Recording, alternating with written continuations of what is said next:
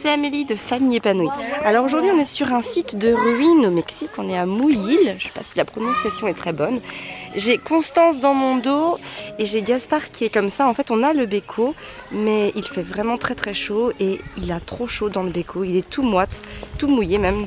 Donc du coup il préfère être porté à bras sur de très courtes distances. Donc on va dire que ça peut le faire. Là je suis pas mal chargée quand même.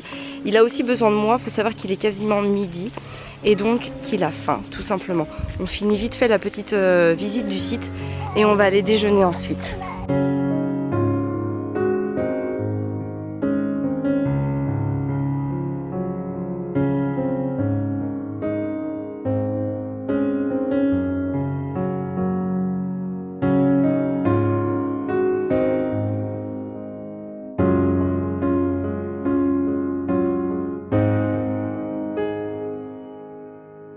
Alors c'est vrai que le truc quand on voit nos vidéos ou qu'on peut voir en fait d'autres familles, on a l'impression que tout se passe bien, ça peut nous faire un petit peu culpabiliser et on a l'impression que les autres sont meilleurs que nous. Par exemple nous dans les vidéos qu'on fait, ce sont des vidéos de conseils. Vas-y. Ce sont des vidéos de conseils. Donc forcément on donne des solutions et on peut avoir l'impression qu'on applique exactement tout, que c'est facile pour nous et puis que du coup nos enfants sont un peu comme des robots, c'est-à-dire que ils ne pleurent jamais, ils font jamais de crise, ils n'ont jamais de problème et puis nous tout est rose, tout va bien. En fait non, c'est pas le cas et c'est loin d'être le cas. Par contre ce qu'on fait c'est qu'on a des outils pour justement réussir à gérer ces situations à problème. Il faut bien avoir à l'esprit que en fait le vrai problème c'est pas tellement de se comparer aux autres et de trouver regarder ce que font les autres, c'est de se trouver soi-même ses propres outils pour pouvoir réussir à gérer en fait l'éducation de ses enfants. On peut avoir des enfants qui peuvent être très exubérants et en fait avoir des façons différentes de s'occuper d'eux parce que nous avons été éduqués en tant qu'enfants d'une certaine façon et forcément ça joue énormément dans notre parentalité à l'état adulte, quand on est adulte.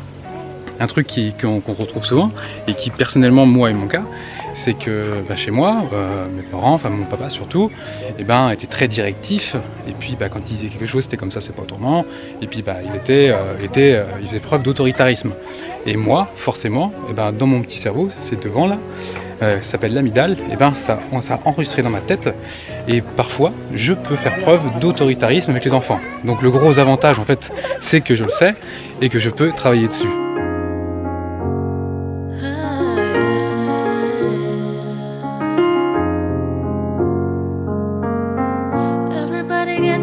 Sometimes, you know, what else can we do when we're feeling low? So take a deep breath and let it go. You shouldn't be drowning on your own. And if you feel you're sinking, I would jump right over into cold water for you.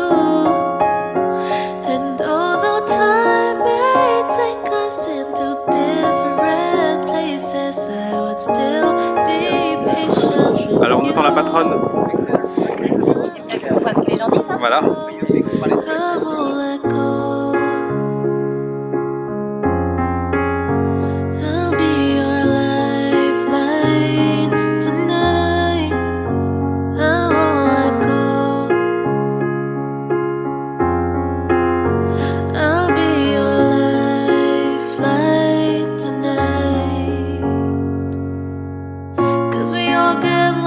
Sometimes, you know, that's how we learn and how we grow. And I wanna live with you till I'm old. You shouldn't be fighting on your own.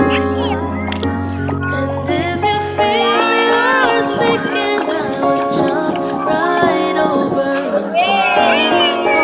Alors il faut savoir qu'ici au Mexique, les routes sont quand même, ressemblent beaucoup plus à l'Europe et les gens roulent quand même assez vite. C'est-à-dire que là, il y a une route principale où c'est limité à 100. Il y a des moustiques partout ici.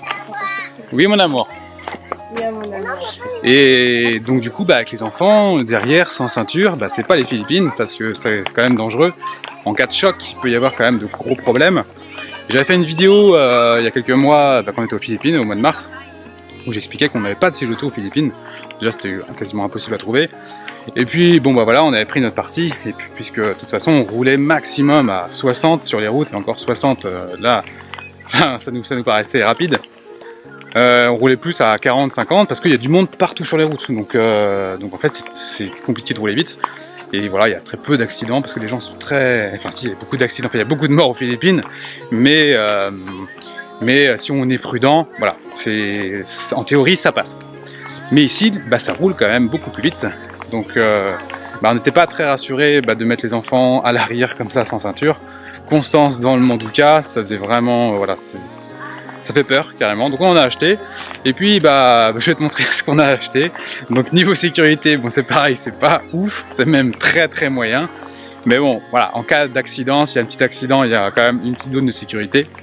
Mais on est loin de nos standards de siège auto qui sont dos à la route chez nous, avec voilà, un pied en isofix. D'ailleurs il y a un très bon site que je vous conseille, qui est le site Sécuringe, si vous voulez avoir des infos sur les sièges auto. Et voilà, c'est un site qui est vraiment génial. Vous aurez plein d'infos sécurité, et puis plein d'infos sur, voilà, sur les prix. Il faut savoir que les prix pour des bons sièges auto sont quand même chers, mais voilà, en cas d'accident, eh ben, on a payé cher, mais ça peut aussi sauver la vie de notre enfant.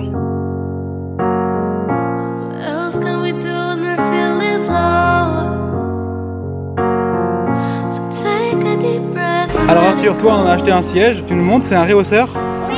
Alors vas-y, montre-nous. Avec Flash McQueen de dessiner dessus. Flash McQueen. Et comment tu connais Flash McQueen? Vas-y, dis-moi. C'est Flash McQueen dans le dessin animé d'avion. Ouais, parce qu'en fait, nous vous savez qu'on est, ouais, on a très peu de dessins animés. Et par contre dans l'avion, voilà, quand c'est très long, et ben on leur met comme un dessin animé sur qu'Arthur a bientôt 6 ans, donc il est grand. Et c'était donc Cars. Et Cars, là c'était en français, puisqu'on a volé sur Air France. Et donc il sait qu'il s'appelle Flash McQueen. Alors toi Gaspard, ton siège auto. Gaspard, alors c'est un siège auto, bah, on l'a mis au milieu. Donc malheureusement il n'y a qu'une sangle. Donc on s'est débrouillé pour accrocher en fait le centre. Donc voilà, au niveau sécurité il y a beaucoup mieux, c'est vrai, mais il n'y a pas trop le choix. Parce qu'on peut pas mettre 3 grands sièges auto de toute façon. Et maintenant je vais vous montrer Constance. Et voilà le siège auto de Constance, donc c'est dos à la route, c'est une sorte de cosy. Donc voilà, pareil, niveau qualité c'est pas grandiose, mais c'est toujours mieux que d'être dans le Manduka.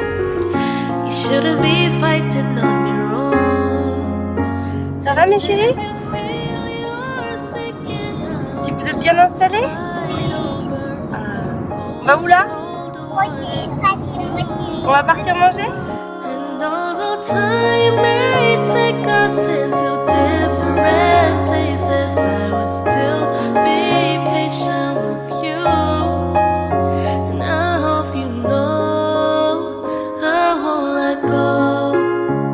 Nous avons donc statué et nous allons manger avant de rentrer, comme ça les enfants pourront s'endormir sur la route dans leur joli siège auto et nous les coucherons en arrivant. Et moi je vais profiter, on a à peu près 800 mètres pour aller au restaurant, pour te parler de ce dont j'avais prévu de te parler, c'est-à-dire les choses qu'il faut que tu saches sur nous, sur notre style de parentalité, sur la façon dont on aborde les choses et pourquoi on les aborde, parce que c'est important voilà, que tu saches certaines choses pour avoir une vision complète et globale de nous. Et c'est pas forcément quelque chose dont on se rend compte au quotidien, puisqu'en fait nous sommes nous-mêmes, nous sommes authentiques et sincères, mais on est peut-être un petit peu trop... Enfin, on se connaît nous, donc en fait on ne se rend pas toujours compte de l'image que l'on peut renvoyer. Et c'est vrai qu'on en a parlé avec Audrey et Sébastien hier, et ils nous ont dit que la première fois qu'ils nous avaient vus en septembre de l'année dernière, bah, ils ne savaient pas vraiment à quoi s'attendre avec nous, parce qu'ils se disaient qu'ils seraient de piètres parents par rapport à nous qui avions l'air un petit peu plus parfaits. Et puis au final, quand ils nous ont vus, parce qu'on a passé quand même une semaine ensemble au mois de septembre de l'année dernière, enfin oui, au septembre ou octobre, je sais plus, enfin, et en fait ils se sont dit mais non, en fait ils sont tout à fait normaux, classiques, ils rencontrent les mêmes problèmes que tous les parents du monde, enfin en tout cas que eux. Et puis voilà, en fait ils ont tout simplement remarqué notre authenticité. Et c'est vrai que même d'autres personnes des fois nous disent que nous renvoyons peut-être une image un petit peu trop lisse et un petit peu trop parfaite sur les réseaux.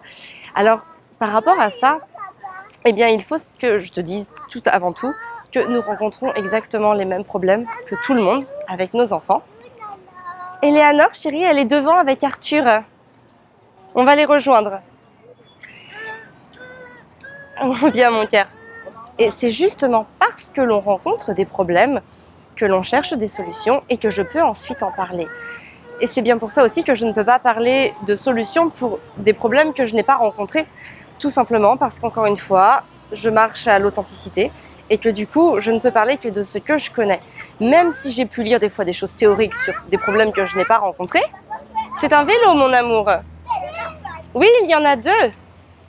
Eh bien, je n'en parle pas, tout simplement parce que je n'ai pas testé moi-même le concept et donc je ne parle que de ce que je vis au quotidien avec mes enfants.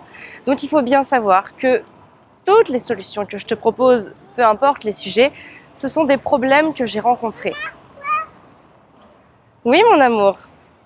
Oui, tu vois, ils sont tous là-bas. Tu les vois, mon chéri?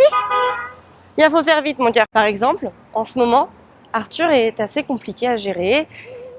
Il fait beaucoup de tempêtes émotionnelles, presque chaque jour. Des choses qui ne sont pas forcément toujours faciles à gérer parce que j'ai Constance dans les bras, j'ai Gaspard qui me sollicite. Donc du coup, il faut aussi répondre à ces tempêtes émotionnelles-là qui sont parfois très fortes. Et voilà, je suis en train de trouver des solutions avec mon Arthur pour résoudre tout ça. C'est pas toujours facile au quotidien, mais on y arrive. En tout cas, je sais qu'on va y arriver. Je le sais pertinemment. Il me faut juste le temps pour qu'on retombe sur nos pieds. Et en attendant, je vis la situation. Je vis donc des tempêtes émotionnelles très fortes venant de mon Arthur. Mais je l'aide au maximum comme je peux pour pouvoir lui apporter toute mon aide pour qu'il se sente bien aussi. Parce que quand un enfant est dans une tempête émotionnelle, c'est avant tout lui aussi qui est dans une position très très inconfortable.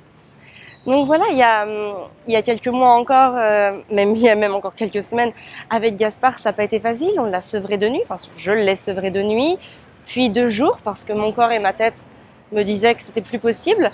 Pour Gaspard, ça a été de grandes frustrations. Pour moi aussi parce que le sevrage a fait que j'ai vécu des frustrations aussi. Donc voilà, c'est pas tout rose, rien n'est tout rose. On rencontre exactement les mêmes problèmes que tout le monde. J'ai peut-être envie de dire que peut-être une des différences, enfin en tout cas pas avec tout le monde, mais en tout cas moi je sais que je suis comme ça, je suis quelqu'un de très très positif. C'est-à-dire que quoi qu'il arrive, je garde confiance en l'avenir et je sais que tout va s'arranger, je sais que l'on va trouver des solutions et du coup ça me permet aussi de garder mon calme parce que mon cerveau a enregistré le fait que de toute façon, quoi qu'il arrive, on arrive toujours à trouver une solution par rapport à un problème. Et par rapport à ça, je suis très sereine par rapport à tout ce qui peut arriver. Je suis très optimiste de ce qui va nous arriver. J'ai confiance en l'avenir, mais une réelle confiance, une sincère confiance. Et je crois que ça m'aide aussi beaucoup au quotidien pour relativiser, pour garder mon calme, pour positiver et pour aussi être bienveillante auprès de mes enfants, même quand parfois je suis un petit peu fatiguée. Voilà ce dont je voulais à peu près te parler aujourd'hui sur notre parentalité, sans tabou. Voilà, te dire que quand tu vois un post Instagram, eh bien, dis-toi que il est sincère et qu'il est aussi guidé par ma positivité parce que c'est toujours dans cet état d'esprit que je me trouve. J'ai une sincère confiance, tu vois, par exemple, là, on vient juste d'apprendre qu'on n'avait toujours pas nos bagages et qu'ils devaient transiter par la Havane. Ça fait 10 jours qu'on n'a pas eu nos bagages. Les enfants n'ont pas comment on appelle ça, les maillots de bain anti-UV, on n'a pas la crème solaire, on n'a pas toutes les choses que j'avais pris le soin d'aller racheter, des choses écologiques, propre au niveau de l'environnement et propre au niveau du corps, au niveau des gels douche, au niveau des crèmes solaires. Voilà, ils n'ont pas leur chapeau, on a dû racheter beaucoup de choses, on a perdu beaucoup d'énergie. Là, je commence un petit peu à stresser et surtout angoisser parce que du coup, ils transitent par la Havane. Et clairement, la Havane, c'est pas un aéroport que je dirais très safe, très sûr. J'ai un petit peu peur qu'il soit définitivement perdu ce soir-là, clairement. Mais à côté de ça, voilà, j'arriverai pas à en pleurer là tout de suite. Je reste optimiste quand même tant que le glas ne sonne pas. Mais on va voir. Mais en tout cas, malgré tout cela, je reste dans un état d'esprit très optimiste et j'ai confiance. Je me dis, allez, il n'y a pas de raison, on va se faire confiance. Même s'il y a de grandes chances que ce soit très compliqué. On verra. Mais voilà, en tout cas, tout ça pour te dire que je suis quelqu'un de sincère. Et aussi quelque chose que je voulais rajouter, ça me blesse énormément, les commentaires sur moi qui ne sont pas fondés. Parce que clairement, c'est facile d'attaquer quelqu'un à travers un écran. Et souvent, les gens ne me connaissent pas, enfin, me connaissent qu'à travers mes posts Instagram et mes vidéos YouTube. Donc, je trouve que ce sont souvent des choses gratuites et méchantes. Parce que voilà, on peut juger quelqu'un quand on le connaît, même si je ne suis pas forcément pour juger les gens hâtivement. Mais les juger sur rien, eh ben, ça fait mal. Et c'est aussi pour ça que nous supprimons souvent les commentaires et nous bannissons les personnes qui font du mal gratuitement. C'est tout simplement parce que, mine de rien, derrière l'écran, il y a des êtres humains. On est des parents, on est des humains, on a des émotions. Et ça fait mal de recevoir de la critique gratuite. Ça fait mal de devoir gérer ça. On n'a pas forcément envie de se justifier tout le temps, en tout cas de répondre à ces choses pas très positives parce que quelque part c'est une perte de temps aussi. Voilà, nous on distille notre façon de faire.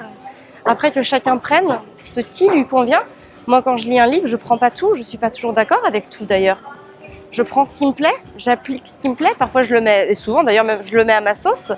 Et puis après je retranscris, voilà, je retranscris tout simplement nos expériences de vie. Et voilà, donc voilà un petit peu une vidéo un peu confidence. Non, regarde, ils sont tous là-bas, on va aller là-bas chérie. Gaspard commence à être fatigué, du coup là en plus c'est Fabien qui a le béco, moi je ne l'ai pas donc je le porte.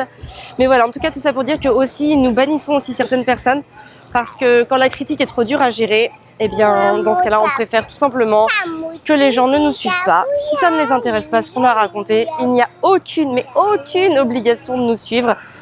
Que chacun gère plutôt ses priorités et franchement regarder des choses qui ne les correspondent pas, eh ben ça sert à rien. Donc on décide souvent pour eux de dire stop.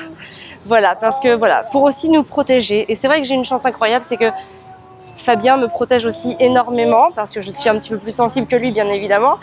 Et du coup il bannit ou il supprime souvent les commentaires avant que je les voie. Et ça je ne l'en remercierai jamais assez. Comme ça me permet de ne pas trop m'atteindre quand même.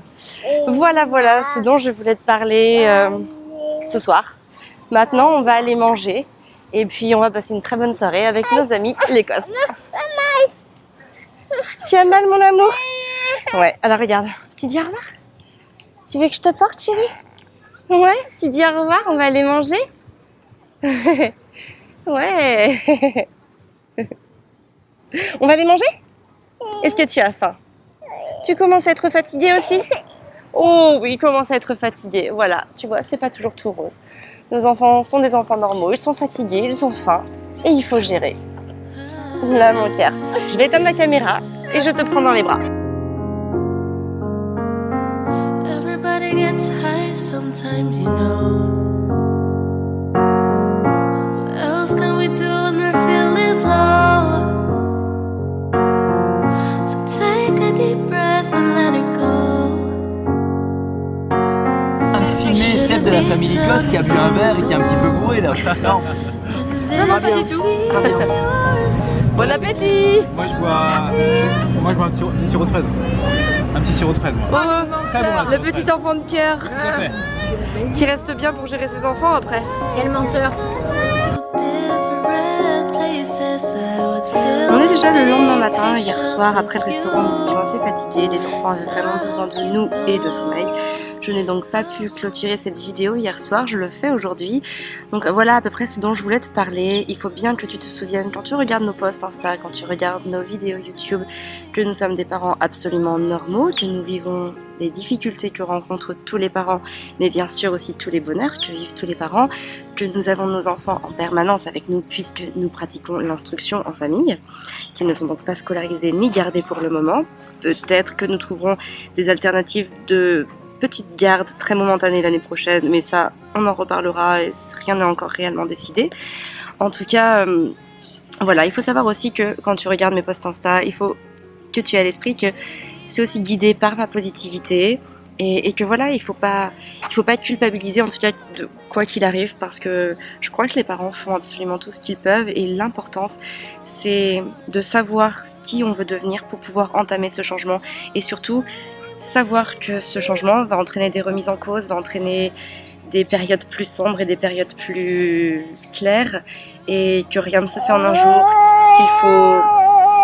Oui ma belle, qu'il faut se laisser du temps pour pouvoir changer, pour pouvoir s'approprier les nouvelles habitudes, les nouvelles techniques de vie, on va dire, et que voilà, et surtout il faut laisser le naturel prendre le dessus, parce que tout ce qu'on fait en mode acteur ne marche pas de toute façon. Oui bébé, tu veux téter? Tu es fatiguée. Donc voilà, il faut vraiment rester naturel par rapport à nos attitudes vis-à-vis de nos enfants. Et je crois que quand tu fais ça, quand tu es en phase avec ce que tu veux être, alors ça match. Même si ça marche pas du jour au lendemain, ça finira par matcher. Tout simplement parce que voilà, quand on veut quelque chose, eh bien, si on met tout le potentiel que l'on a pour l'obtenir, alors ça marchera un jour. Donc voilà ce dont je voulais te parler dans cette vidéo. N'hésite pas à la liker et surtout à la partager si tu connais des parents dans ton entourage qui se sentent un peu culpabilisés de par l'image que peuvent renvoyer les réseaux sociaux, de par l'image que peuvent renvoyer certaines familles, nous peut-être aussi, ou autres. Voilà, n'hésite pas à leur partager, parce que cette vidéo, elle est aussi faite pour remettre un petit peu les points sur les i et les barres sur les t, en disant attention, nous aussi on vit des difficultés, et tous les conseils que je peux te donner sont liés aux difficultés que nous avons rencontrées, et donc à toute l'énergie que nous avons mis à trouver les solutions pour régler les difficultés. Et puis aussi pour vivre sereinement tous les 5 ensemble, parce que c'est aussi ça qui est important, pouvoir trouver un épanouissement familial qui va nous permettre de vivre sereinement et surtout d'être heureux tous ensemble. Voilà, donc n'hésite pas à liker et partager. Tu peux aussi t'abonner à notre Instagram, on poste des vidéos, des petites photos tous les jours et bien sûr des stories quotidiennes. Tu peux bien sûr t'abonner à la chaîne Famille Épanouie. Et si tu rencontres par exemple des difficultés avec le sommeil de ton enfant, dis-toi que j'ai préparé tout un pack de vidéos que tu peux télécharger directement en cliquant sur le lien. Voilà, sur ce, je te souhaite une très très belle journée, prends soin de toi